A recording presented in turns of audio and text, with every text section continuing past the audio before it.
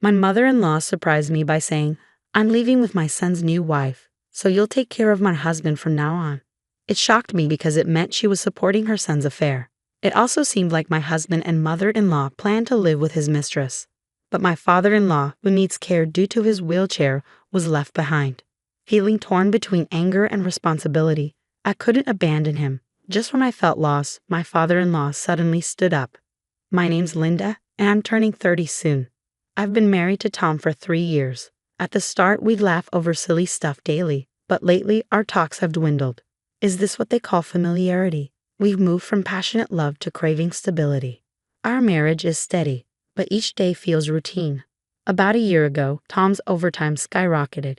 He claims work got busier out of the blue. He never traveled for work before, but now he's gone every few months. Still, he provides for us, and I work too, so I'm not dwelling on him all the time. Sometimes he's home early, and we share dinner, filling the gaps.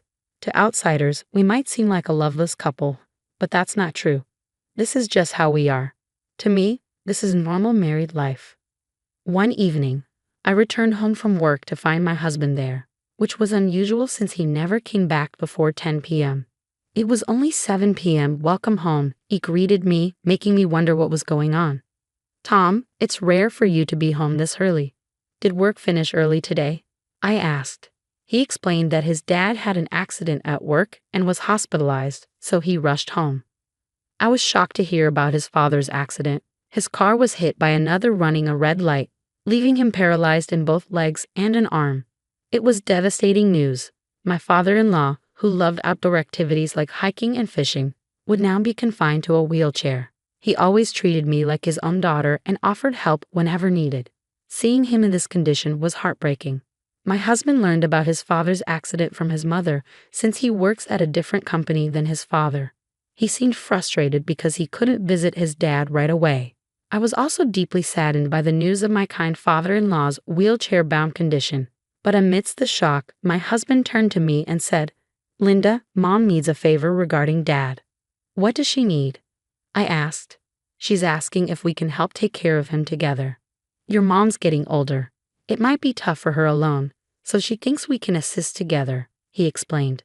"So we have to move in with your parents?" I questioned. "Yes, we do. There's enough space for us at their place. Is that okay?" I hesitated to answer.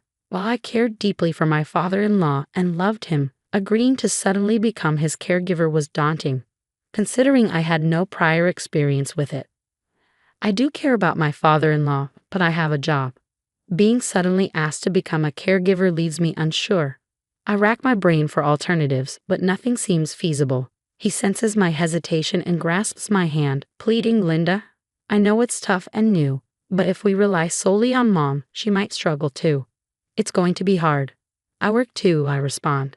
"I want you to quit your job, Linda, and focus on caring for Dad alongside Mom. I'll handle our expenses." "Quit my job?"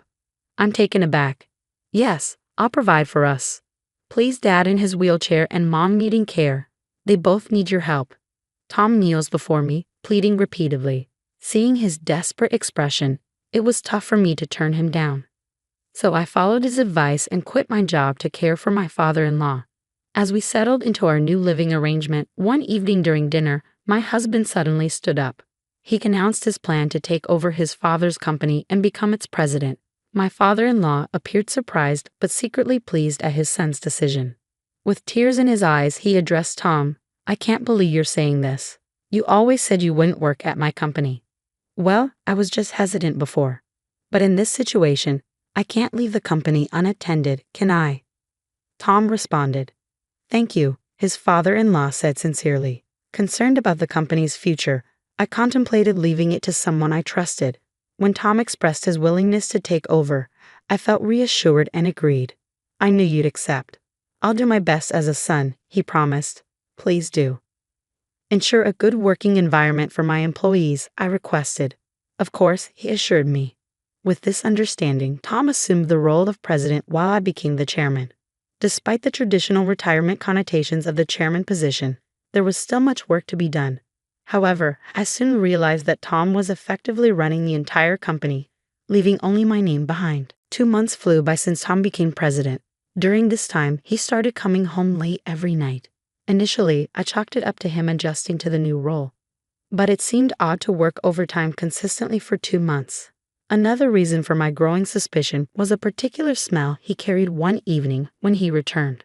I found myself unable to sleep, waking up past midnight feeling thirsty. Hearing Tom enter, I greeted him and noticed the scent of soap on him. His reaction to seeing me was suspicious, quickly deflecting my comment about his late hours. "It's late. Are you still awake?" he asked. "Yes, I couldn't sleep," I replied. "You're still working late, Tom," I pointed out. "Oh, just leave it. Taking over Dad's business was sudden, and I'm struggling to grasp it all." "It's only been 2 months, so it's understandable," he explained defensively. "I'm heading to bed now." "I'm exhausted," my husband announced, swiftly making his way to the bedroom, the scent of soap trailing behind him. Suddenly, I grabbed his arm, my tone firm. "Tom, who have you been working overtime with every day?" "What are you talking about all of a sudden?" he replied, clearly taken aback. "You smell like soap," I pointed out. "You're imagining things. I'm just working hard." "Don't hassle me with troublesome questions," he retorted, irritation creeping into his voice. His defensive demeanor only heightened my unease. Tom noticed my persistence and sighed heavily. "I wish you'd stop. It's annoying to be interrogated as soon as I get home tired," he complained. "I didn't mean it like that. I was just curious," I explained. "Are you accusing me of cheating?" "I work hard every day so you can live comfortably," he shot back defensively. "I understand that, but if you have time for such suspicions, you could at least tidy up," I replied. "I don't have time for that," he snapped, stomping upstairs with deliberate noise. As my husband entered the bedroom, he turned away from me and buried himself in his smartphone. Despite my attempts to apologize, he completely ignored me. The following day, my mother-in-law, having been briefed by my husband about the previous night's events, approached me with a stern expression. "Linda, did you accuse Tom of cheating yesterday?" she demanded. "No, that's not true. I simply asked him who he was working overtime with," I clarified. "That's enough to cast doubt on him when Tom is working hard for your sake. Did you consider that?" she scolded. "Of course, I appreciate everything he does. I was just curious," I explained. "Your actions were out of line. What do you hope to achieve by making Tom uncomfortable?"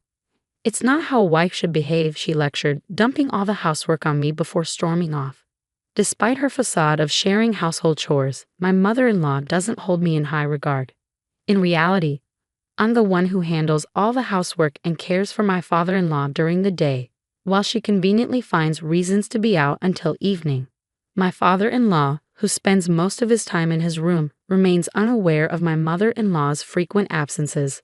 He rarely ventures out except for occasional meetings with company representatives.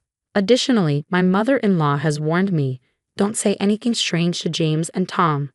I felt the unfairness of her self-centeredness, but all I could do was silently attend to household chores and caregiving. However, what kept me going through such a mundane routine was largely my father-in-law's presence. Each time I assisted him, he expressed genuine remorse. "Linda, I'm sorry. I'm sure you dislike caring for an old man like me," he would say. "Don't worry about it. I consider you my real father. Helping you brings me joy," I reassured him. "I'm grateful that Tom married someone like you, Linda," he replied sincerely. "Despite all the trouble I've caused you with my care, you still speak so kindly to me." "I'm a lucky man, father-in-law," I expressed gratefully. "I'm also happy to have such a kind person as my father-in-law," I added. Despite the discomfort caused by my husband and mother-in-law's behavior on many days, I found the strength to carry on because of my father-in-law's appreciation for me. My nightly routine involved helping my father-in-law get ready for bed and turning off the lights. Today, as I completed my tasks and returned to the living room, I was surprised to find my husband, who usually wasn't home at this time, sitting beside my mother-in-law. They appeared to be engaged in conversation, with my husband sporting a smirk. Sensing trouble, I braced myself as my mother-in-law spoke up, saying something that exceeded my expectations. "Oh, Linda, perfect timing. We need to talk," she declared abruptly. "Please take care of James here for the rest of his life," my mother-in-law declared abruptly. "What do you mean?" I questioned, bewildered by her statement. "Tom and I have decided to move in with his new wife," she explained casually. "A new wife?" I exclaimed, stunned by her sudden revelation. What does that even mean? Why is Tom silent? I wondered aloud. Without a word, Tom handed me divorce papers. I'm seeing someone else now, and we're leaving with Mom, he announced bluntly. What? I gasped, struggling to comprehend. I'm packing up. You deal with the divorce papers, he added callously. Overwhelmed, I collapsed in shock as they packed their bags and left without a second glance. Tears streamed down my cheeks in the silent living room. Suddenly, my father-in-law rolled in on his wheelchair. Linda, what's happening? Why are you crying? He inquired, concerned. I recounted the events to him, his expression shifting from concern to anger. His eyes glinted with fury as he processed the situation. With unexpected strength, he rose from his wheelchair, his voice resonating powerfully. Let's fight back, Linda, my father-in-law declared with determination. But your legs, James, I hesitated, concerned about his mobility. I'm sorry for keeping it a secret. Actually, I've been able to walk for a while now. Don't worry, just leave everything to me. I'm ready, he assured me, revealing his hidden capability. From a drawer, he produced a large envelope, unveiling its contents to me. This is it, Linda, he said solemnly. Inside were numerous pieces of evidence documenting my husband's infidelity, alongside shocking evidence of my mother-in-law's involvement in extramarital affairs. According to my father-in-law, suspicions arose when Tom consistently left work on time, despite returning home well after midnight each night. Perplexed by this behavior, he tasked trusted employees to monitor Tom's activities. Through further investigation, it was revealed that both Tom and my mother-in-law were unfaithful. Remarkably, my father-in-law had even uncovered evidence suggesting my mother-in-law's awareness of Tom's affair, including incriminating photographs of the trio together. My father-in-law revealed that he had recently obtained the evidence and debated when to inform me. I know it's not right to say this, but I'm glad I could tell you. What do you want to do, Linda? He inquired. I can't tolerate this any longer. I want to fight back, I asserted. Understood. Leave the rest to me, he assured me. Shortly after, my father-in-law swiftly dialed a number on his phone, contacting someone from the company. As a result, my husband was ousted from his position as president. Following my father-in-law's guidance, I initiated divorce proceedings, leveraging the evidence of infidelity to demand a fair division of property from Tom. About a week later, Tom visited my parents-in-law's house, visibly outraged. He addressed me and my father-in-law sternly. Hey, Dad, what's all this about? How does infidelity relate to being ousted as president? Shut up. You neglected my care and caused Linda suffering. You were not ready to be president. I disown you. You are not welcome in this house, my father-in-law retorted firmly. Tom collapsed to his knees, tearfully pleading with me as I regarded him with disdain. Linda, I beg you. I'm willing to cancel the divorce. Please persuade Dad with me. I'll end things with the other woman if you drop the property division demand, he implored. Even in that moment, his concern remained solely focused on himself. His self-centeredness left me utterly disillusioned. To shake off the lingering gloom, I adopted a bold stance and declared, Withdraw the divorce, do you hear me? What are you even saying now? I never wanted it in the first place. I'm relieved to be rid of someone like you. I won't ever return to you, he retorted coldly. So you filed for divorce? I asked, taken aback. Of course. Why should I remain married to someone like you? Your divorce and dismissal as president were entirely your own doing. You reap what you sow, he sneered. What are you talking about? Those divorce papers were just a bluff, I protested. I thought as much. You, your mother, your mistress. I hope you all suffer together. Don't expect any sympathy from me, I snapped, ushering him out and slamming the door shut. Tom's cries echoed from outside. Please help me. I was wrong. I don't want to lose you. Please forgive me, Linda. Dad, don't abandon me, he pleaded desperately. James and I remained silent, unmoved by his pleas. Upon learning of Tom's dismissal as president, his mistress wasted no time in evicting both him and his mother from their home. With no other options, they were compelled to reside in a budget motel for several days. Losing his job drained Tom and his mother's savings, leaving them struggling to make ends meet. They resorted to taking on day labor jobs, but their income was insufficient to cover even basic expenses. Unable to afford rent, they found themselves living hand-to-mouth and sinking into debt. Meanwhile, I continued caring for my father-in-law in his home even after the divorce.